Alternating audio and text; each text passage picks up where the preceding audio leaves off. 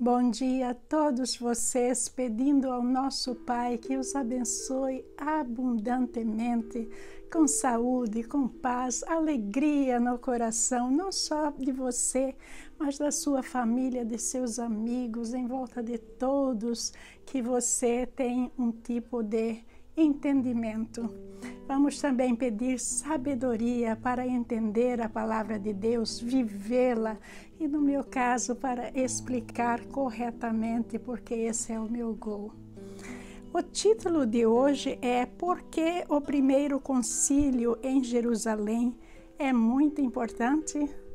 Parece ser um título assim muito categórico, uma coisa assim muito de igreja, mas não é. Nós vamos ver que esse concílio ele é muito importante para todo cristão. Por exemplo, se eu agora perguntar para você, como é que você vai ser salvo? O que é que você me responderia? Veja que quem estuda a Bíblia responderia corretamente, mas quem tem o hábito de só ouvir os outros pregando, eles provavelmente vão estar confusos para me dar uma resposta de fundamental importância. É muito importante que todos nós saibamos como é que nós vamos ser salvos. E por que é importante? Porque a gente tem que trabalhar nisso.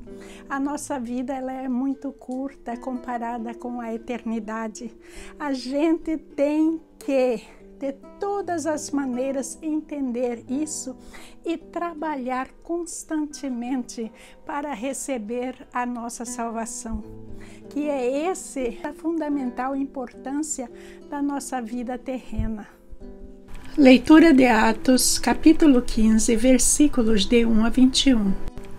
Alguns homens desceram da Judeia para Antioquia e passaram a ensinar aos irmãos: se vocês não forem circuncidados conforme o costume ensinado por Moisés, não poderão ser salvos. Isso levou Paulo e Barnabé a uma grande contenda e discussão com eles. Assim, Paulo e Barnabé foram designados com outros para irem a Jerusalém tratar dessa questão com os apóstolos e com os presbíteros.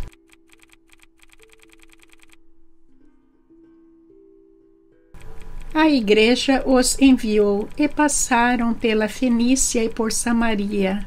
Contaram como os gentios tinham se convertido. Essas notícias alegraram muito todos os irmãos. Chegando a Jerusalém, foram bem recebidos pela igreja, pelos apóstolos e pelos presbíteros, a quem relataram tudo o que Deus tinha feito por meio deles. Então se levantaram alguns do partido religioso dos fariseus que haviam crido e disseram: é necessário circuncidá-los e exigir deles que obedeçam à lei de Moisés. Os apóstolos e os presbíteros se reuniram para considerar essa questão. Depois de muita discussão, Pedro levantou-se e dirigiu-se a eles: irmãos, vocês sabem que há muito tempo Deus me escolheu dentre vocês para que os gentios ouvissem de meus lábios a mensagem do Evangelho e crescem. Deus, que conhece os corações, demonstrou que os aceitou, dando-lhes o Espírito Santo, como antes nos tinha concedido. Ele não fez distinção alguma entre nós e eles, visto que purificou os seus corações pela fé. Então, por que agora vocês estão querendo tentar a Deus, pondo sobre os discípulos um jugo que nem nós, nem nossos antepassados conseguimos suportar?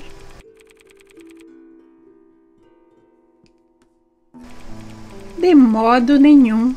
Cremos que somos salvos pela graça de nosso Senhor Jesus Cristo, assim como eles também. Toda a assembleia ficou em silêncio, enquanto ouvia Barnabé e Paulo falando de todos os sinais e maravilhas que, por meio deles, Deus fizera entre os gentios.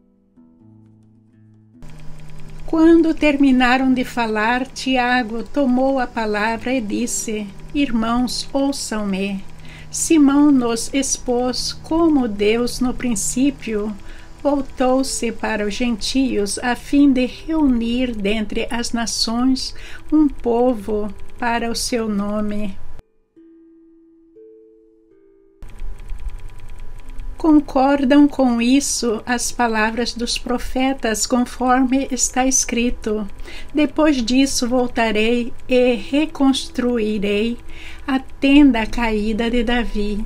Reedificarei as suas ruínas e a restaurarei, para que o restante dos homens busque o Senhor, e todos os gentios sobre os quais tem sido invocado o meu nome, diz o Senhor, que faz estas coisas conhecidas desde os tempos antigos.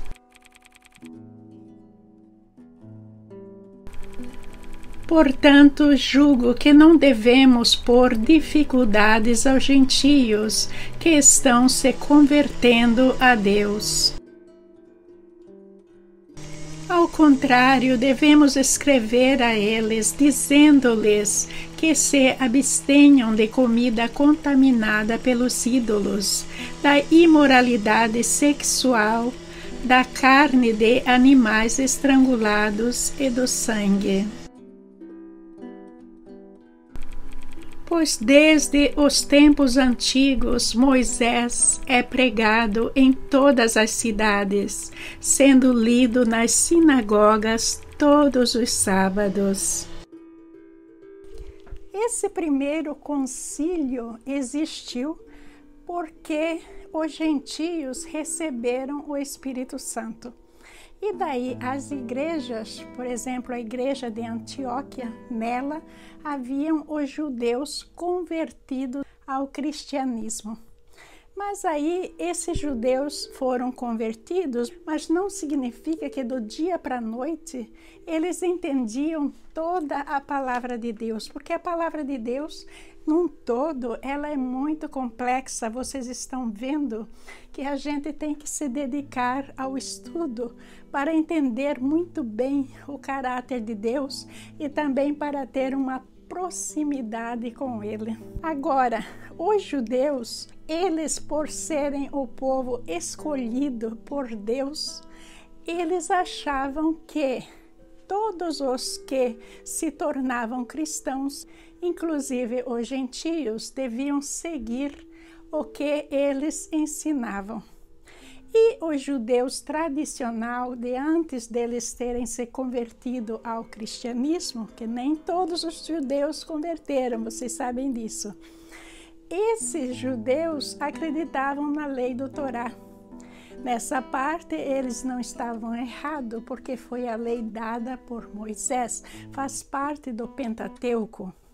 Mas o grande erro deles é não reconhecer Jesus como o Messias. Esses judeus que se converteram, eles ainda não entendiam essa transição. Eles achavam que a lei de Moisés continuava valendo dentro da igreja cristã agora e que os gentios estavam livres para receber Jesus Cristo, mas seguir a lei mosaica. Para eles que a vida toda acreditaram na lei do Torá e vendo que Jesus não eliminou a lei do Torá, era muito confuso. Então eles precisavam de um tempo para digerir todas essas novas informações. E nós não podemos criticá-los porque 2022 nem todos entre nós entendemos a Bíblia. no seu completo. Cada vez que a gente lê a Bíblia, a gente descobre mais e mais. O Divino Espírito Santo vai revelando mais e mais para a gente. É por isso que cada vez que a gente lê uma passagem, a gente tem uma mensagem diferente para contar. Mas então aí fica a questão, precisamos dos rituais para a gente ser salvo? Precisamos ser circuncidados? Precisamos de fazer penitência, nos bater, como existem religiões aí que a pessoa se bate para se livrar dos pecados, as pessoas ajoelham em pedra, as pessoas passam dias sem comer e tem pessoas que até morreram nesse processo do jejum. Nós vamos ver que toda a palavra de Jesus Cristo, ela é contra o legalismo. E esse legalismo são as coisas que as igrejas impõem aos cristãos, mas que na realidade elas foram mudadas no Novo Testamento. Então, como é que a gente é salvo através da palavra de Jesus? A gente é salvo pela graça de Deus. A gente é salvo acreditando em Jesus como nosso Salvador e seguindo com Ele e nele o caminho. E que caminho é esse? Esse é o caminho dele, Jesus, que é a verdade e vida. A vida eterna, que é a vida lá junto do nosso Pai. Agora, quando as pessoas admitem o legalismo, ainda aceitando um pouco de idolatria, um pouco de Deus, um pouco de legalismo, um pouco de Deus, isso aí tudo ainda é uma fase de crescimento, mas indica que a pessoa ainda precisa de subir um degrau a mais para entender aquilo que Jesus Cristo realmente explicou sobre a salvação. Agora, Israel foi errado desde o princípio. Desde a sua formação como nação lá no Monte de Sinai, com Moisés, o que é que aconteceu quando Deus formou Israel como nação? Lá no Monte de Sinai, vocês se lembram? Eles, depois disso, se voltaram à idolatria, eles voltaram a adorar o bezerro de ouro, não foi? Pois é, então a gente conhece a história dos israelitas que vem vindo de uma queda a outra, de uma queda a outra, eles não compreenderam aquilo que Deus queria passar para eles. Isso tudo faz parte do processo de aprendizagem dos israelitas. E agora, chegando aí no concílio, nós vamos ver que os israelitas convertidos ao cristianismo também ainda estão nesse processo. O que é que nós tiramos de tudo isso?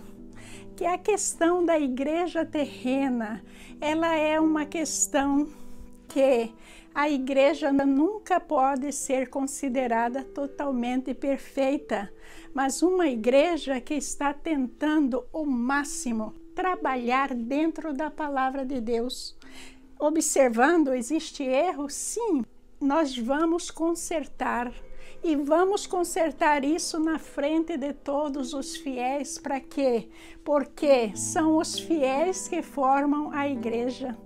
Não é fazer reforma aqui, reforma ali, só alguns membros da igreja participando dessa reforma e daí deixando os adeptos saber, porque cada elemento de uma igreja é parte dela.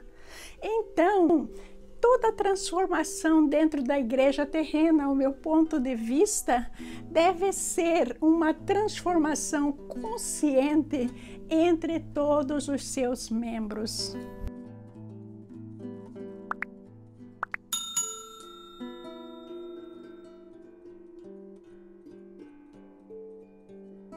Pedro vai fazer 3 discursos e agora ele está começando o primeiro o primeiro discurso, no versículo 7, em que ele diz: depois de muita discussão, Pedro levantou-se e dirigiu-se a eles. Irmãos, vocês sabem que há muito tempo Deus me escolheu dentre vocês para que os gentios ouvissem de meus lábios a mensagem do Evangelho e crescem. Vocês se lembram do que Pedro está falando? Pedro está falando do dia em que ele foi chamado para a casa de Cornélio e lá no meio da sua pregação, o Espírito Santo desceu também sobre o gentio, o que foi uma surpresa geral, porque até aquela época os gentios eram considerados pagãos, eram deixados de lado na graça de Deus. Mas Deus estava educando tanto os apóstolos como os gentios, como os judeus ali, que a igreja do Pai não há divisão, é uma igreja só, em que todos os povos, todas as pessoas participam. É certo considerar que quando Deus deu aos gentios a graça de estar sob a proteção do Espírito Santo, significa que eles não precisavam mais da circuncisão. E vamos ver que no versículo 11 deixa claro isso que eu estou falando. Está escrito: de modo nenhum. Cremos que somos salvos pela graça de nosso Senhor Jesus, assim como eles também. Veja bem que não é circuncisão, não é ritual, não é nada que nos salva. Não é orar. O poder da oração tem muita coisa envolvida nisso, mas não é o orar que nos salva. O que nos salva é a graça de nosso Senhor Jesus Cristo. E para a gente entender essa graça, é como eu disse, a gente tem que trilhar o caminho que é Jesus. Está tudo aqui que ele nos falou, a gente tem que vivenciar e viver, trilhando esse caminho com ele, uma vida de transformação, uma vida em que a gente vai deixar os pecados do lado, a gente aceita ele como nosso Salvador, transforma a nossa vida e vive um caminho abençoado, no caminho do bem, rejeitando o mal, porque o cristianismo é questão de resistência. Quem não sabe resistir ao mal não é verdadeiramente um cristão. Vamos pensar sobre isso. Então, com tudo isso, depois da fala do apóstolo Pedro, os outros apóstolos também se juntaram a ele e deram o seu testemunho, explicaram ainda mais para dar um reforço em tudo aquilo que Pedro falou. E daí, o que é que nós tiramos disso tudo? Para nós, hoje em dia, nós vamos ver que nenhuma igreja ela está autorizada por Deus a nos obrigar a praticar certos legalismos que não estão dentro da palavra de Deus. Nós sabemos isso porque está claro que os judeus convertidos não poderiam de maneira nenhuma obrigar os gentios cristãos a serem circuncidados, a praticar as suas práticas religiosas, que eram as ofertas dentro da igreja e tudo mais. E interessantemente, afinal, ele vai falar com os gentios para que os gentios trabalhem com esses judeus convertidos, para que não os contradizessem. Então, tem 4 violações que os judeus não deveriam contradizer os gentios por enquanto. Então, a primeira proposta dele é abster da comida contaminada pelos ídolos. Então, todos os templos em Jerusalém tinha o açougue lá, em que eles já vendiam a carne para o ritual, e muitas vezes era um ritual exigido por Deus, mas a igreja estava contaminada com outros deuses. E Pedro estava os advertindo para se abster disso. E a segunda coisa é bem clara, que é para abster dos ídolos, para estar longe desses deuses que eles acreditavam. A gente tem que fazer a vontade de Deus, acreditar em um Deus soberano, Pai, acima de tudo. A gente não deve adorar algo mais, algo feito por Deus, pelas mãos humanas. Tudo isso é idolatria. Então, Pedro está dizendo para eles ficarem longe dessas coisas. Para eles ficarem longe é da imoralidade sexual de todos os tipos. Existiam certos cultos a certos deuses. Afrodite é uma dessas deuses em que envolvia muitos atos de natureza sexual. Tudo isso é contra a palavra de Deus. E aí tem a questão de evitar de ofender os judeus, porque os judeus eles não comiam certas carnes. E nós já temos um vídeo sobre isso, que a gente tem que respeitar o vegetariano.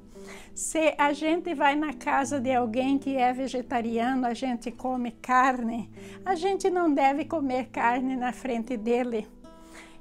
Isso é uma questão de respeito para a gente não levar a pessoa a pecar. Não para que eles deixem de comer carne, mas para que respeitasse a crença deles. Por quê? Porque eles estavam nesse processo de aprendizagem. E algo que nós tiramos disso, que é muito sério, é que a igreja de nosso Senhor Jesus Cristo nunca foi sobre divisão. E aí está um exemplo. Mesmo que esses judeus convertidos ainda não estavam seguindo aquilo que Jesus ensinou corretamente, eles estavam nesse processo. Os gentios convertidos deveriam respeitar. E é isso que a gente tem que fazer até hoje, não é? A gente vê os erros em outras igrejas. A gente vai meter a língua neles? Não. Não, a gente tem que, através do bom exemplo, continuar pregando a palavra de Deus como Deus nos ensinou e deixar esse trabalho a ser realizado por Deus, que faz parte do processo. Ele não é algo para ser realizado pelo ser humano, que é para evitar mais perdas para Deus. Vocês entenderam por que esse primeiro concílio é muito importante? Eu espero que a partir deste vídeo todos me ouvindo saibam exatamente como é que eles vão ser salvos. Nós temos que entender isso, que nós somos salvos através da graça de nosso Senhor Jesus Cristo. Agora, para obter essa graça, a gente tem que vivenciar aquilo que Ele nos ensinou.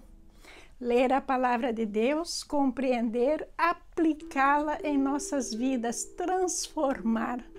Procurar ser cada vez melhor, amando o nosso próximo, respeitando as suas crenças, as suas opiniões. Tudo isso faz parte do ensinamento de nosso Senhor Jesus Cristo, como nós vimos na palavra de Deus hoje. Um bom dia abençoado para todos vocês. Que Jesus acrescente muita luz, muita vontade de aprender a sua palavra. Que Jesus nos dê a capacidade de conviver com o erro dentro das igrejas e ser um exemplo. Sempre ser um exemplo cristão de amor, de bondade, mostrando o conhecimento sem fazer acepção de pessoas ou igrejas. Bom dia, meus irmãos, muita paz. Que Jesus nos abençoe hoje e sempre. Amém.